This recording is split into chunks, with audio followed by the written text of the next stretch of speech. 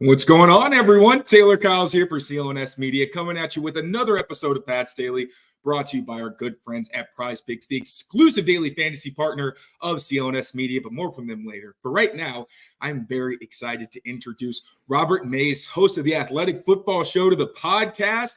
In my quest to find some rational takes for agency thus far, I had to recruit somebody who I've been listening to very closely. I want to make sure that, as usual, I'm not living in my own little bubble here, but I really like what you had to say. It was realistic, it was honest, and I think some people need to hear it. So before we get into all the good stuff, first, Robert, welcome, and how you doing?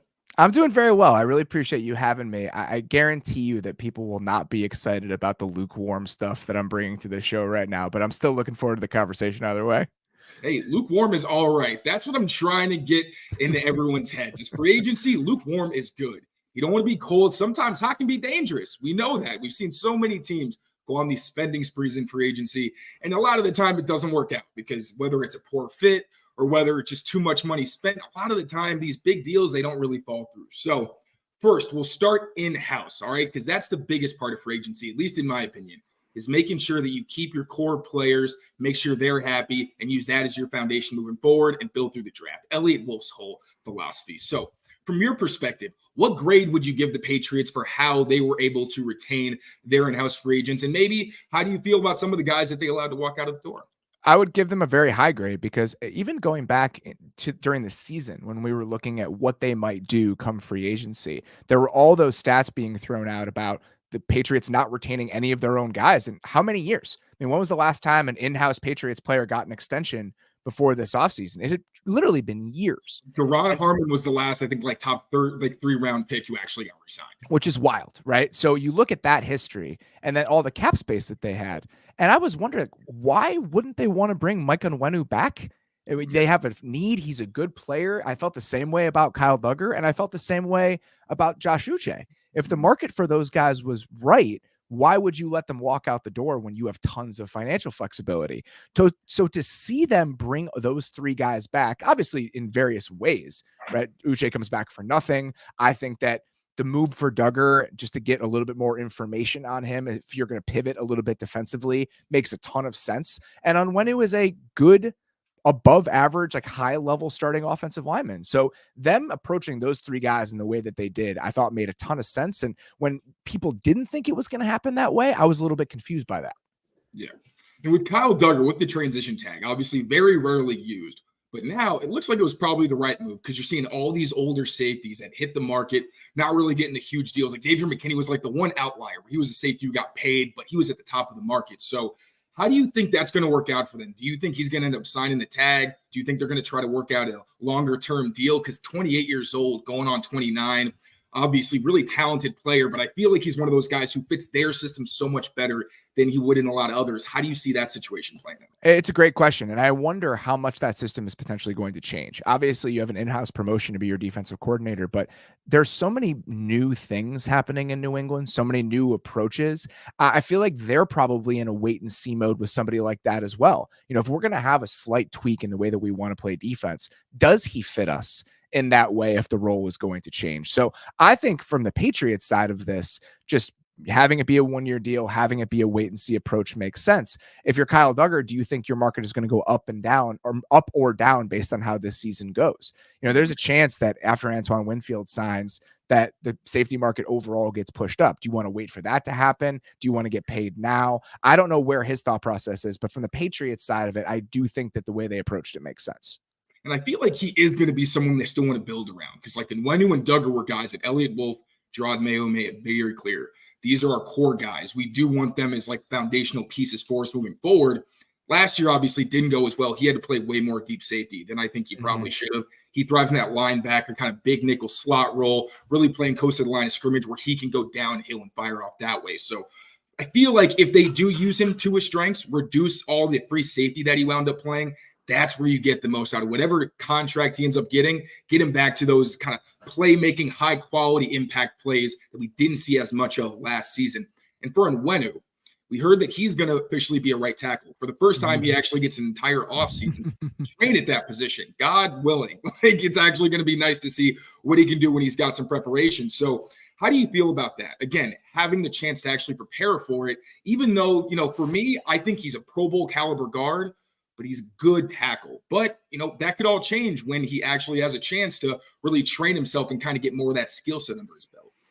I am an evangelist for keeping offensive linemen at one position. I always have been. I think that there are examples where guys have bounced around and been fine. But for the most part, I think if a guy has a strength, keep him where he's strong and just let him focus on one thing. For example, we have a conversation earlier today on our show about the Cowboys and then potentially moving Tyler Smith from left guard to left tackle. I just wouldn't do that.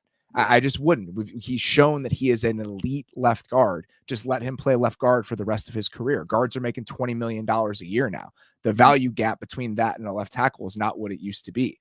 So I think letting a guy focus on one specific role is the best way to get the most out of that player. So him finally being able to zero in on one set of responsibilities, I think is best for everybody.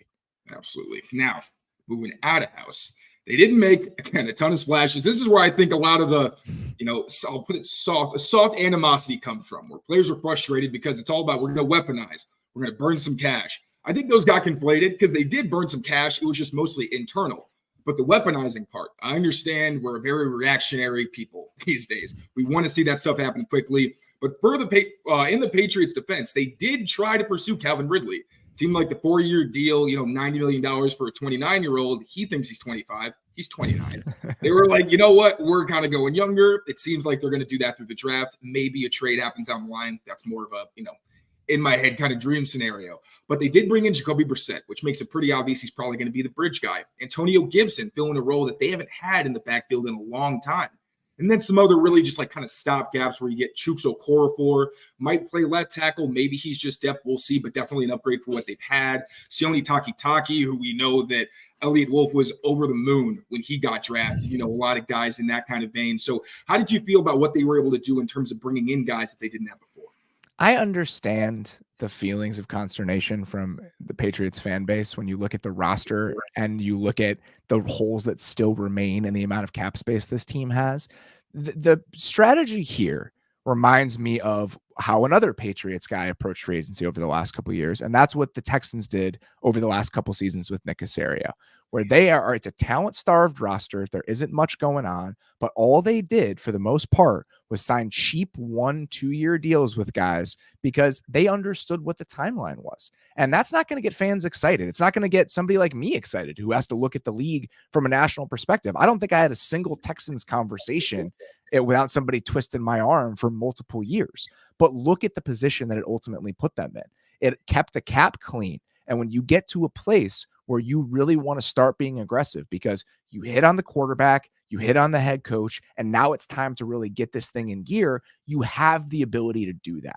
You don't want to put yourself in a position like a team like the Jags has been, where, okay, 2021, year two of this regime, 2022, excuse me, year 2022 and in 2021 as well. Those 2 years, the first 2 years of Trevor Lawrence's career, they signed a lot of bad contracts. They signed a lot of expensive guys on multi-year deals from the outside. They're not horrendous contracts, but they're not great. And you don't want to be navigating those deals that are for mid-level players and the dead money that's going to come along in them when it's really time to start building toward being a contender. That's what the last couple of years should have been for Jacksonville. And because they're dealing with the Darius Williams contract and the Rayshawn Jenkins contract and the Foley Fatukasi contract, they aren't able to do that kind of stuff. They lose out on a Calvin Ridley because of the money that they've spent elsewhere. The Lions are another good example. They weren't aggressive early on as they were trying to rebuild. So I just think that understanding what you are and understanding what your realistic timeline is more important than spending cash on guys who probably don't deserve it in the market. I agree, and I love the Texans example because even when you look at the roster makeup, like assuming they draft a quarterback, makes a lot of sense. You look at like Robert Woods and Kendrick Bourne are kind of in that similar vein. For me, it's like the older guy. Are they going to be super splashy? Probably not. They're reliable, and they're great for the locker room. Then you got Mario Douglas and Tank Dell, and that kind of like, yeah, they're undersized, but they're explosive underneath, explosive downfield, offensive line. That's one of the things I really liked that the Pats did was on the interior of the offensive line last year, having to play Antonio Mafi as much as they did, having to throw City So in before he was probably ready, Jake Andrews. It just wasn't a good game plan. You had James Ferentz in there last year of his career, and you saw why, because he was getting pulled after like a drive. And you saw the Texans, they reinforced the offensive line where they had all those injuries, but still had guys they could plug in and kind of keep the ship steady. They don't have a Nico Collins. I'll admit that. They don't have that kind of guy.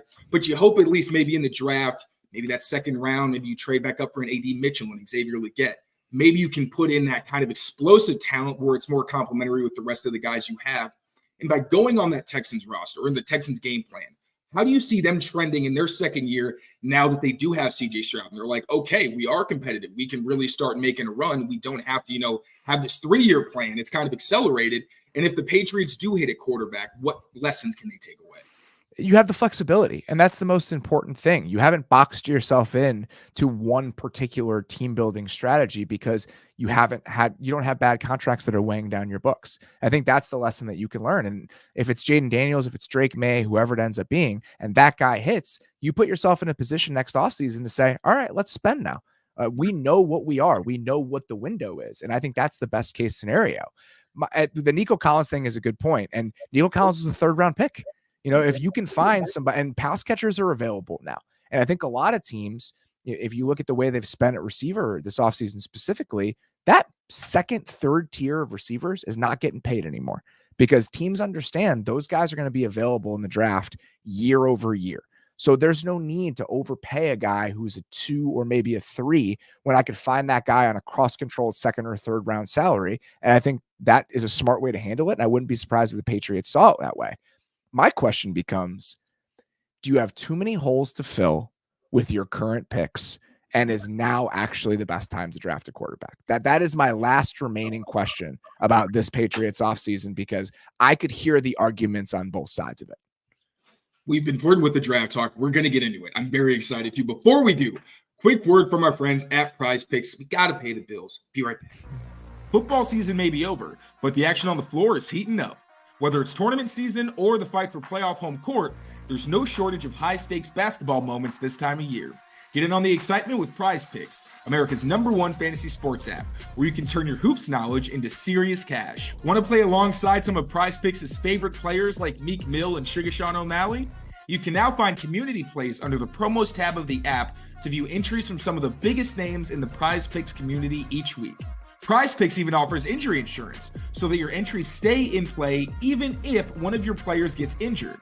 For basketball games, if you have a player who exits the game in the first half and doesn't return in the second, that player projection won't count against you and the rest of your entries stays live.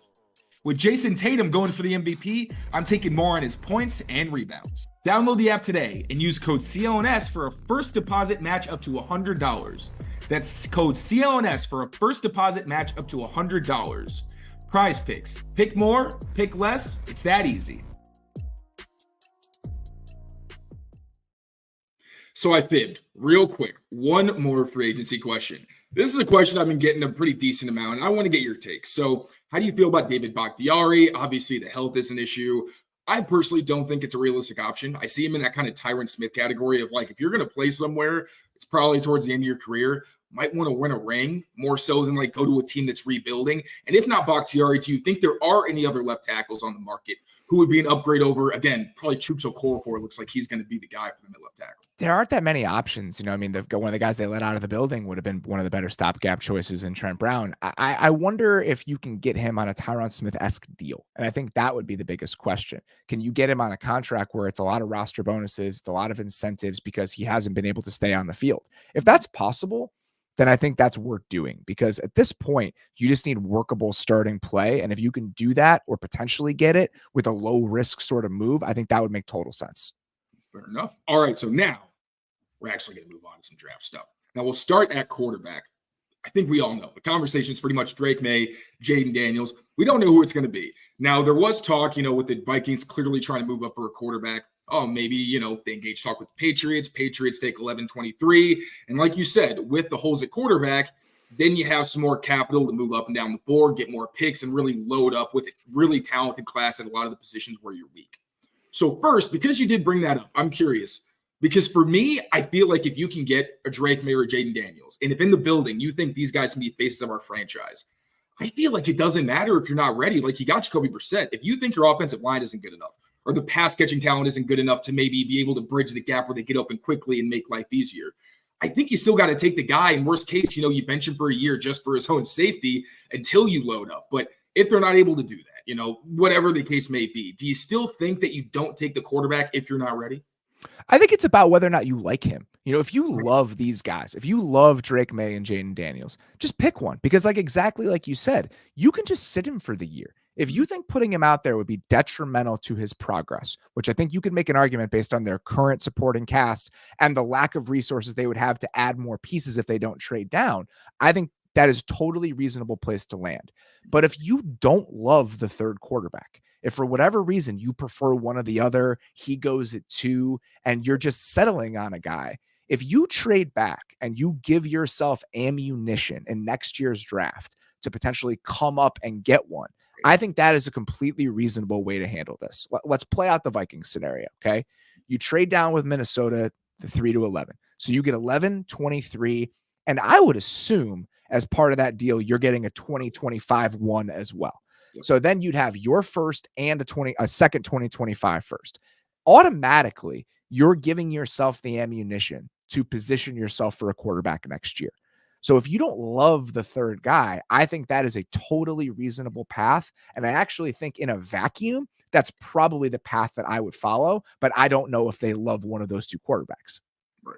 That's what I've been saying. Really, it comes down to how they feel about them internally. But there's also talk about next year's crop and how, it's probably just a couple guys who are really at the front of the class. There could be a Jaden Daniels where they blow up this year and have a great season. And then, they go from somebody who's talked about as a third or fourth rounder to winning the Heisman or something like that. So how do you feel just from what we know now about that class? Because I feel like if it's Shedeur and like Quinn Ewers, are they really going to be able to trade up to get those guys? Because then you're in a situation like this year where, are the Bears going to really trade to give up a chance at Caleb Williams? Are the Commanders going to trade and give up a chance at May or Jaden Daniels? So that's the one part of it that scares me is if it's a weak quarterback class, then you kind of flirt with the idea of, all right, you might get yourself stuck in QB purgatory, where you got all these weapons and you don't have anybody to drive the car. I think it's totally reasonable. And I'm usually of the opinion that if you're in a position to draft the guy, just draft the guy. But with where they are in the process, it'd be hard for me if I didn't love him.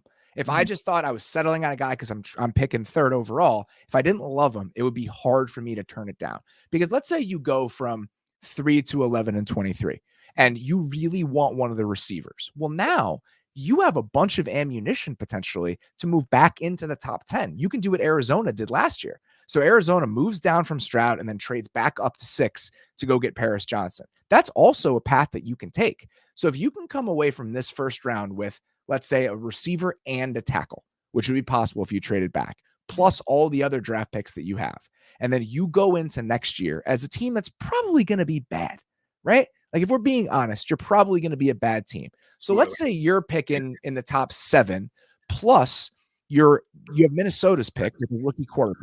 They're probably going to be an average team at best. So let's say you're picking 5th and 11th. That's a really good spot to start to try to go up and get one of those quarterbacks. And like you said, we didn't know Jaden Daniels was going to be in this position last year. So as much as it's tempting to look at the quarterback class and say, well, how many could there possibly be?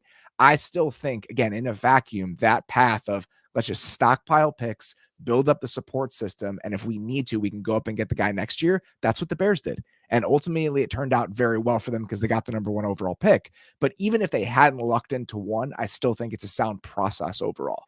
That's fair. And from what we do know, the Patriots sound like they really do like these guys. And they're probably going to stay put. That's what Albert Breer reported, that the Commanders and the Patriots were not budging. So with it being, again, Drake, people you do that now, right? Like, what's the best way to get a haul for number 3 is if you tell everyone that you don't want to trade it away. So I'll believe that when I see it.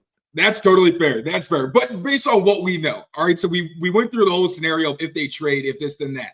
If they do stay put, and it's number 3, Drake versus Jaden, why should fans be excited if it's one or the other? And what should fans be worried about if it's one or the other with each of these prospects? I still haven't dug into them as much as I'm going to. We're actually doing our big quarterback analysis show next week on the Athletic Football Show, where we're going to talk about all 3 of those guys, which I'm really looking forward to. We joked about it this week. We did the idiot's guide to the 2024 draft today on our show because right now I'm a draft idiot.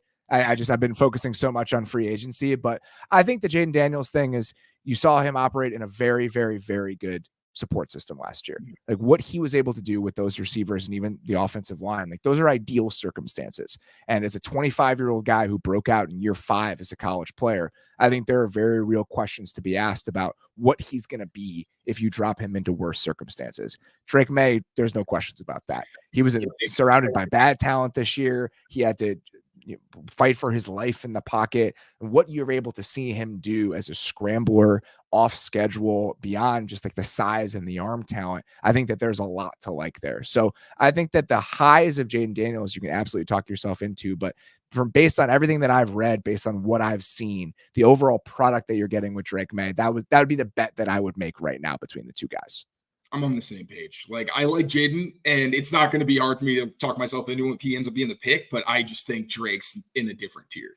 He's not in that Caleb Williams tier, obviously, but I feel like he's sandwiched right in the middle where he can be very special, and he's got all the tools and longevity. I feel like with the size over Daniels, I feel a lot more confident in. All right, so for receiver and left tackle, I'll keep this more philosophical. All right, I don't want to put you in a bad spot where I'm asking about specific prospects. So my thing is, okay, if they take a quarterback at 3, and then you're sitting at 34, do you take a tackle or a receiver? My thought is that you take the weapon, because if you're taking a tackle outside of the first round, that guy's probably not going to start year 1. They're probably going to be a developmental guy who's going to need a year, Scott Peters, get the fundamentals down, and then you see what you get from there. So do you think it would be prudent of them to take a weapon who they know at the very least can be that kind of explosive rotational guy who they can plug in and be that kind of big play threat? Or do you think left tackle is a bigger priority? Because that's also where I philosophically stand, that you got at that range of the draft. I think that your chances of finding a difference-making receiver are higher than your chances of finding a difference-making tackle. History is just going to tell us that. I mean, there are so many guys picked outside of the top 32 have turned into superstar type of receivers. I mean, you could list a bunch off from the last 2 or 3 years. Debo Samuel was a 2nd-round pick. AJ Brown was a 2nd-round pick. DK Metcalf was a 2nd-round pick. I mean, you can find those guys in that range of the draft. And I also think that this is just like a positional value philosophy thing. I would rather have workable play along the offensive line and star level play on the outside than I would having the inverse. So if you can, through free agency or some other avenue, piece together offensive line play for 2024 specifically, I'd rather take a dice roll with a premium pick, which 34 is, to try to find a star at receiver, because I think that's more realistic than trying to find a star at tackle. And I think I'd rather have all pro level players on the outside than I would along the offensive line, all things being equal. And honestly, the Super Bowl is a pretty good example of that. Like the 49ers obviously have Trent Williams. The rest of that offensive line ain't too hot. And then even the Chiefs, like obviously Creed Humphrey, Joe Tooney, you can make the argument, but like Donovan Smith is probably towards the end of his career. Trey Smith, pass protection was very up and down. I know like he got worked by Christian Barmore a little bit. So I usually tend to be of the mindset of like, you got to get the offensive line because then the run game's better. But at the same time, I completely understand the weapons are still very important.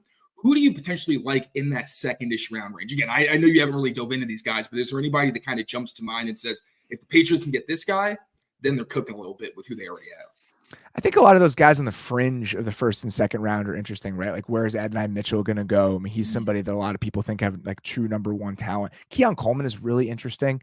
Like, I mean, this is a guy who was mocked in the 1st round consistently. He's obviously, the ball skills are great. The contested catch stuff is really appealing. The testing wasn't very good, but the GPS numbers are. So is he a guy that maybe the shine has come off of him a little bit, but he can give you what you want on the outside? I mean, those are the types of guys we're talking about here. Xavier Worthy feels more like seasoning than a foundational piece. I think he makes more sense for a team that needs that specific skill set than somebody to build their offense around. But from what I understand, there are plenty of guys potentially in that range that could come in and be starting level receivers for you. I'm glad you mentioned Coleman, because I keep getting all the N'Keal Harry comps, which I understand Patriots fans are traumatized. Oh, that's totally fair though, because I'm not a contested catch guy. Like, if you couldn't get open in college, I typically don't go that direction, but I do know there are people who really like him. But that's the thing with me. I don't think he's that. I think, one, he's like his contested targets and contested catch stats make it look bad. When I watch the tape, I'm expecting like this guy's going to be wearing coverage, but he's just going to beast people. I think he's a lot quicker than he gets credit for. Like, he's more deceptive in his stem than I think N'Keal Harry was. He's also not slow. Like, people forget N'Keal Harry was damn near 230 pounds. Like, Keon Coleman's not that big. I think he's a little looser. I think as a route runner, he's more kind of refined. He's snappier at the top for sure. He really sells those vertical stems. So when you see him on like comebacks and curls, it's a lot more effective than what you were getting from an N'Keal Harry. But at the same time, like, I'm thinking, okay, if they get Jaden Daniels, you want a vertical threat. Keon's not going to be the guy that's like running past anybody necessarily, but also you throw it up to him, he's probably going to get it. All right, we're going to round the – oh, I'm sorry. Anything else? Oh, I was going to say N'Keal Harry wasn't a vertical player. No. So if you're not going to be able to create separation and you don't do anything down the field, that's a pretty rough combination. And that's the selling point on Keon Coleman, is that at least he's going to potentially give you explosive plays, even if he's not consistently getting open. Like Mike Williams has value in the NFL, even if he's not a separator. Exactly. It's like Devontae Parker, too. Again, another guy who just put a bad taste in Patriots fans' mouths. But you look back at that Ryan Fitzpatrick year, where it's like, yeah, the only thing stopping Devontae Parker that year was health. He was a monster. Like, if you really are that dude, you can, again, I think that Keon Coleman's a much better separator underneath. So when you have that, when you have the yards after catchability, which you can argue, maybe it doesn't translate, but he had like the fastest gauntlet time. So it's not like the guy is necessarily slow, but I do think he gives you more than like the one trick pony you got with N'Keal. But going on to, we kind of touched on expectations for the Pats. Realistically, if they do get their quarterback, if things go well, we'll go with best case scenario first. They land their quarterback like Drake May. You get a weapon who can contribute early on, and then you have good enough tackle play. What do you think is the best case scenario for this team in 2024? Best case scenario? Best case. Probably finish somewhere around 500, right? Because even if you hit the quarterback, you don't have the support system offensively to be a surprise team in the way that the Texans were. Right? Like, I mean, the Texans got to drop CJ, and we didn't know what Nico Collins would become. We didn't know what Tank Dell would become. But if you look at the offensive line specifically, the Texans have one of the best pass protecting left tackles in the entire NFL. And they went out of their way last year to really, I think, smartly build the rest of that group and get it ready for CJ Stroud. The Shaq Mason trade, they drafted Juice Scruggs in the second round. The move they made to go get George Fant right before the season started, I thought was pretty inspired. They had very good offensive line play, upside at receiver, and they dropped the quarterback in. I don't think those first two ingredients in that formula are necessarily present in New England. So I just think that the ceiling overall, even if you hit on the quarterback, is a little bit lower. But we've seen this defense with these specific pieces be pretty good. You're getting Christian Gonzalez back. Most of the component parts are back. So I could see them being competitive if the quarterback hits, but I still think that the ceiling overall is fairly middling. Yeah, that's the thing. Last year, like, they had so many one-possession games. And then in the ones that weren't one possession, the defense wasn't giving up points in the second half. They were just getting shot in the foot by turnovers, and the offense literally not physically able to score points. So we'll see, especially if you expect some of the young guys on that defense to take a step forward. Could make things more interesting, but I agree. It's not like they're going to be some surprise, probably playoff team most likely. Now, you don't have to spare my feelings. It's okay. I can take it. What do you think is the worst-case scenario based on what we've seen from this team so far? Oh, they could be the worst team in the league. I mean, like, that's absolutely on the table. But I also think it's important, especially if they pass on a quarterback. That's okay, right? It's okay. You can see the helmet behind me. I am a Chicago resident. If it is worth enduring real pain to put yourself in a position for a brighter future, the short-term losses for long-term gains, there's real value in that. I know it's hard in the moment, and I know specifically for fans of this franchise, it's not something that you're used to, but what matters for New England, what matters for the Patriots organization, it's Super Bowls, it's Lombardi trophies. Getting back to that level is probably going to require things getting worse before they get better. So even if you are a 4 or 5 win team this year, setting yourself up for, okay, let's say you draft Jake May or Jaden Daniels. They're solid, but you're not in a really good spot. You're still a really, really bad team. If you have the number 1 overall pick next year and a quarterback is available, think about the haul that you're going to get for that. Think about the haul you get for the number 2 pick if there are quarterbacks worth drafting. So even if you already have the quarterback on the roster, this isn't tanking. This is understanding what being bad in the short term can potentially do for you.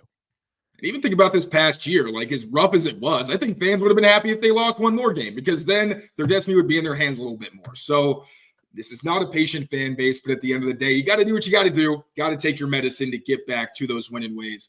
Robert, thank you so much for joining. This was an absolute blast. Please let the people know, if they don't already, where they can find you and what excellent stuff you got coming down the pipeline that we should be looking out for. We do the Athletic Football Show 3 days a week, plus a show from Mike Sando and Randy Mueller on Saturdays called The Football GM. You can get it wherever you get your podcast, Spotify, Apple. We would love if you came and listened. We have fun doing it, and we hope that people enjoy it. So please come check it out if you're interested. I know I do, and I'm sure everybody else will. If you haven't checked it out already, please do. Now, thank you all so much for watching. As always, appreciate you so much. Now, take care of yourselves. Take care of each other.